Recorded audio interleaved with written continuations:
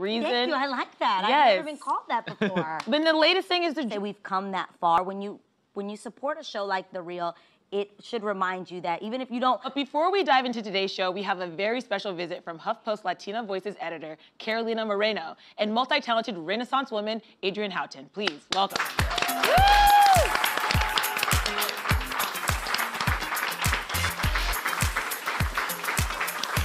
Welcome, welcome. Hi. Hi. It's so nice to meet you. Lucas, thank you for coming. Alex, nice to meet you. Hello. Welcome, welcome. Hello.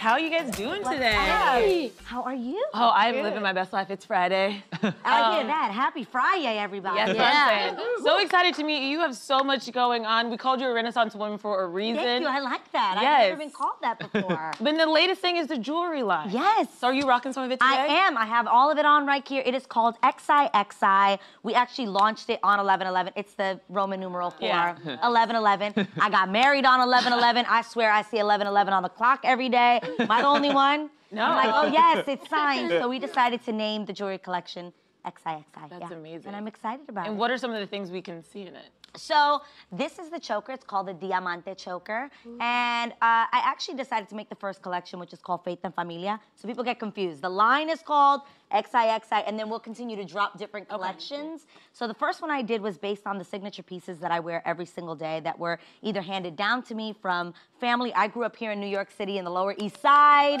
So I would go to like Delancey Street, Joyeria Pepe. It doesn't exist anymore, but that's like where I got my first ears pierced. And the first collection is called Faith and Familia, and it's kind of based off of that. You know, the crosses that I would wear. We have hoop earrings that have little crosses on them, where it's called At the Cross. We have a praying hands pendant. Just literally looks like all the things I got for birthdays growing up. I'm like, we may not have been able to pay our rent, but I had gold jewelry. Always. Down. Like I was layered on. I left the hospital as a baby with like 2 ID bracelets on and a pinky ring and some studs. Yes. So that's what it's about, and I love that. And then we just launched a new collection called It Is Written, which is this necklace that I have on. It's the Psalms 139. It's my favorite Bible verse. And that actually is something that comes out every 11th of every month. Cool. So like the next one will come out January 11th. And each piece is limited edition, but it's based on a Bible verse. Oh. So you get like these dope collector's item keepsake boxes, but they actually look like vintage books. So you can put them on like your nightstand, a coffee table book, and when you open it, it's actually a devotional. So it's dope. I think in this time that we're living in, people need hope.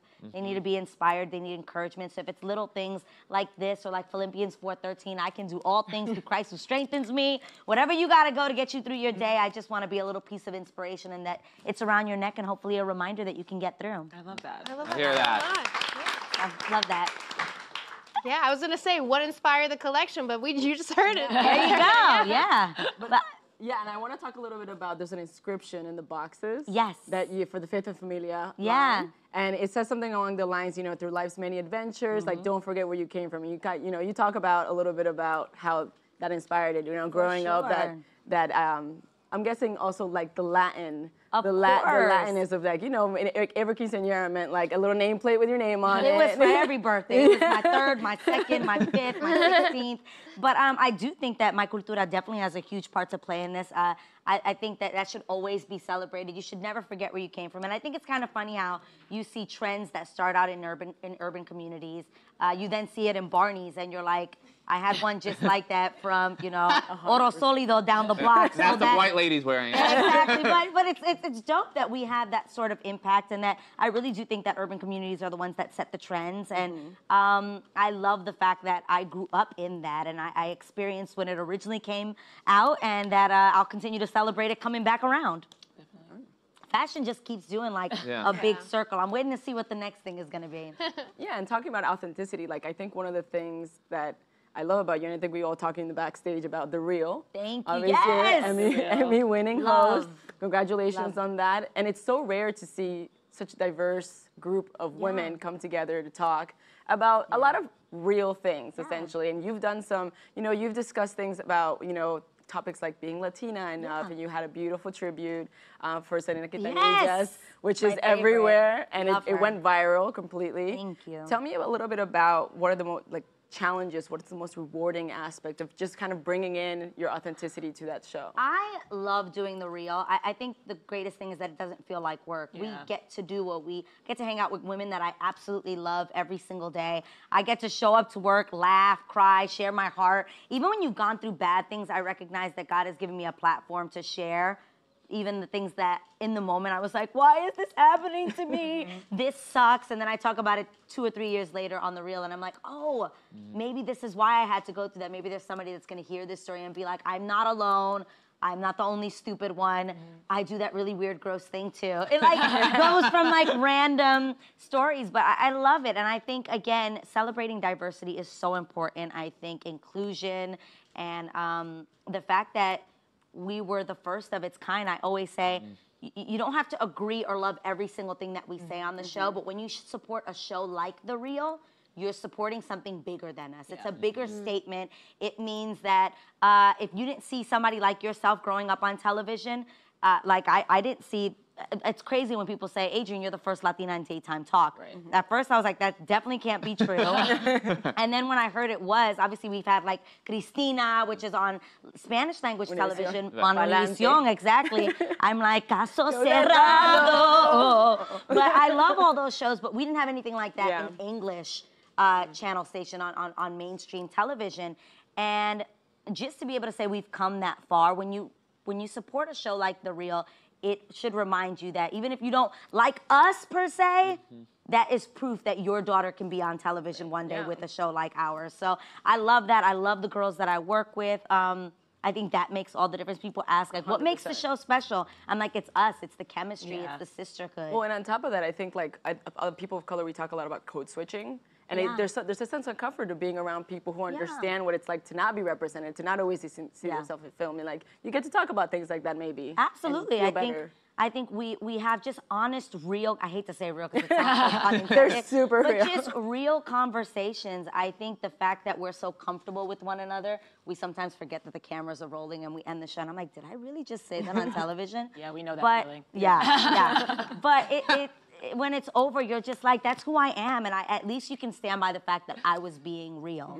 And whatever it comes of it, good, bad, embarrassing, you're like, but I shared my heart, and that's what it's about. Yeah. This year, I would be remiss not to mention marks 15 years since the Cheetah Girls premiere on Disney. Guys, the time is flying. How does that feel? I mean, that's weird, crazy. To be honest, because I'm like, I was just in Toronto filming that very first movie. But at the same time, I think it's awesome that people still love it 15 years later. And that shows the impact that I never expected. And, you know, when you do jobs like that, you're like, okay, great, I'm out here singing girl power. You don't even know, like, you don't know the impact that it will have years from now. And it kind of goes back to what you were just saying. Again, Cheetah Girls was the first show, first movie. It was a DCOM, what is that? Disney Channel original movie. Yes, a DCOM. It was the first of its kind where it was multicultural in the sense of it was majority minority cast. Actually, we all were. Even Sabrina, who was playing the nondescript race, she's actually Latina as well, and if I'm not mistaken, Native American. But it was a real celebration of what the group of friends I grew up looked like. And I think that that's awesome. Again, it had a great message, girl power. And I'm sure proud you of get it. people like in the street being like Cheetah Girls, Cheetah Sisters. Yes, and I love it. I'm like Chuchi for life. Like, I just can't believe it. I always joke around that I can't wait for the day that I can show my children the movie, but I want to like play it for them. Don't say anything, just put it on. I want to see if they notice that it's me. My husband always says, he's like, Adrienne, you're going to start talking and they're going to be like, that's mommy's voice. Exactly. Because my voice is so distinct. But I think I'm just really proud of ultimately the message that was behind all of it, which again was about unity, girl power, growl power, how we all have our different spots, but we are one and the same, and we should celebrate our differences, celebrate who we are, and I just love it. Do you think you'd ever revisit the Cheetah universe? I would totally be down. Yeah, I think we've all said we would love that. I would never do something that would make it whack, though. You know what Okay, I we mean? do. Like, I think at some point with all the reboots, you see that and you're like, Respect the yes, I'm integrity. so Yeah. excited, but if it's gonna make it whack, let's just leave it alone and go down in history as something great and leave it that way. Well, I believe that you guys can bring it back and not make it whack, and I'm crossing my fingers that All it right, happens. all Maybe in right. 2019, I You don't never know. know. Adrienne, Never thank you know. so much for joining us. Thank